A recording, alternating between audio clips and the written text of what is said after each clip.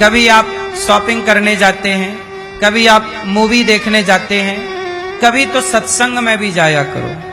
Balance बना रहना चाहिए जिंदगी का। आप लोग बैलेंस नहीं बना पाते।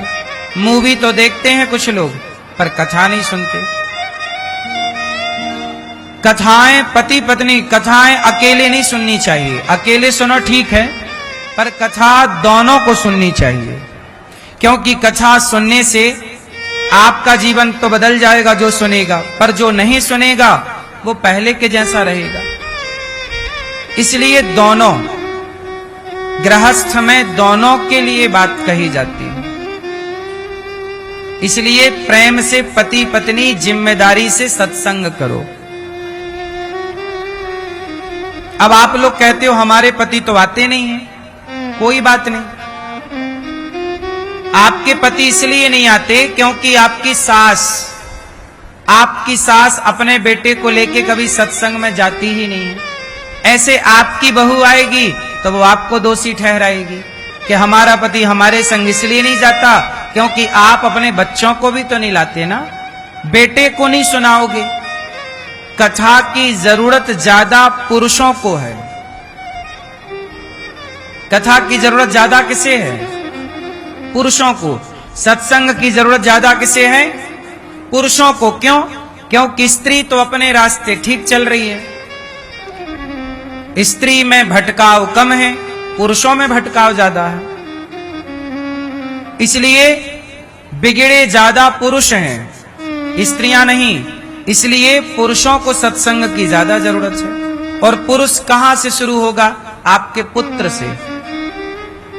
आपका बेटा भी पुरुष ही है, इसलिए बचपन से उसे सत्संग के संस्कार देते रहिए, ताकि वो बड़ा होकर एक अच्छा बेटा बन सके, एक अच्छा पति बन सके, एक अच्छा भाई बन सके, एक अच्छा भारत का नागरिक बन सके। अच्छा व्यक्ति बनने के लिए अच्छे संग की जरूरत होती है। दुर्योधन गलत नहीं था, दुर्योधन का संग गलत था। बोलो हां, दुर्योधन गलत था कि दुर्योधन का संग? जोर से। कैकेयी गलत है कि कैकेयी का संग? कोई व्यक्ति कभी सही या गलत नहीं होता, याद रखिएगा। कोई भी व्यक्ति कभी सही या गलत नहीं होता। वो संगत किसकी करता है, वो संगत मायने रखती है। अच्छी संगत करेगा तो वो व्यक्ति अच्छा होगा, बुरी संगत करेगा वो व्यक्ति बुरा होगा। अब आप देख लीजिए संगत का परिणाम कितना गहरा होता है। कैकेयी ने मंथरा की संगत कर ली, दुर्योधन ने शकुनी की संगत कर ली, और अर्जुन ने भगवान कृष्ण की संगत कर ली। क्या है ये? संगति। संगत से गुण आत हैं, संगत से गुण जाए। लोहा जड़ा जहाज में, पानी में उतराए। यदि लोहा भी नाव की संगत कर लेता है तो लोहा भी तैरने लग जाता है। बड़ी बड़ी समुद्री जहाजों में लोहा ही तो लगता है, वो डूबता नहीं है, क्योंकि लोहे ने नाव की संगत कर ली। और ऐसे अकेले डाल दो तो लोहा डूब जाएगा।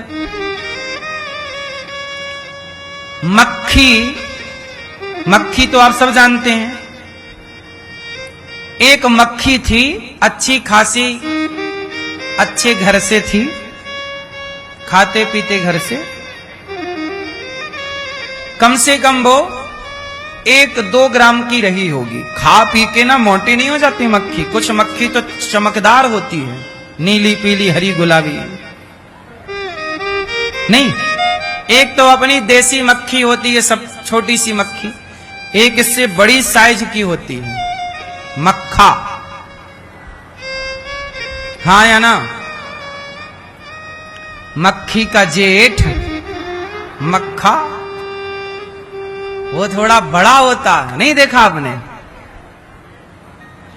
वो माना कि मक्खी का वजन यदि 1 ग्राम है, माना कि होती नहीं है 1 ग्राम की, फिर भी थोड़ी देर के लिए उदाहरण के लिए समझ लो।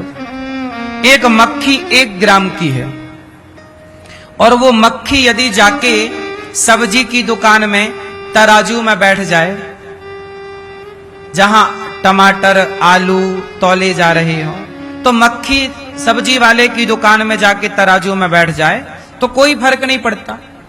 लेकिन वही मक्खी यदि सुनार की दुकान में चली जाए और सोने सुनार की तराजू में किसी भी तरफ जाके बैठ जाए तो 1 ग्राम बढ़ा देगी कि नहीं? बोलो हाँ। और वो 1 ग्राम सोना कितने का हो जाएगा? यदि आज 1 लाख का सोना है तो 10,000 का हो गया। क्यों मेरी मां सही है? मतलब एक मक्खी कितने की हो गई? यदि 1 लाख रुपया का भाव चल रहा सोना, लाख रुपया होगा, सोना था बहुत महंगा हो गया, 10,000 की हो गई। है मक्खी वही, सब्जी वाले की दुकान में गई तो कोई फर्क नहीं पड़ा, लेकिन सुनार की दुकान में आई तो फर्क पड़ा। इसलिए संगत का फर्क पड़ता है। सुनार की संगत का और सब्जी वाले की संगत का, दोनों की संगत का मक्खी को फर्क पड़ता है। और मक्खी है तो वो ग्राहक को भी फर्क पड़ेगा यदि सुनार की दुकान में चली गई तो। इसलिए आप ये नहीं कह सकते कि संगत से कोई फर्क नहीं पड़ता, संगत से फर्क पड़ता है। आप कितने लोग इस बात से सहमत हैं कि संगत का फर्क पड़ता है? संगत मायने रखती है। इसलिए आप गलत संगति करोगे आप गलत हो जाओगे, और आप सत्संग करोगे, संतों की संगत करोगे, अच्छी संगत करोगे, आप पर अच्छे रंग चढ़ेंगे, आप अच्छे होंगे, आपकी कीमत बढ़ जाएगी। मक्खी की भी कीमत 10,000 हो गई, सही संगत कर ली तो आपकी भी कीमत बढ़ जाएगी, सही संगत कर ली तो।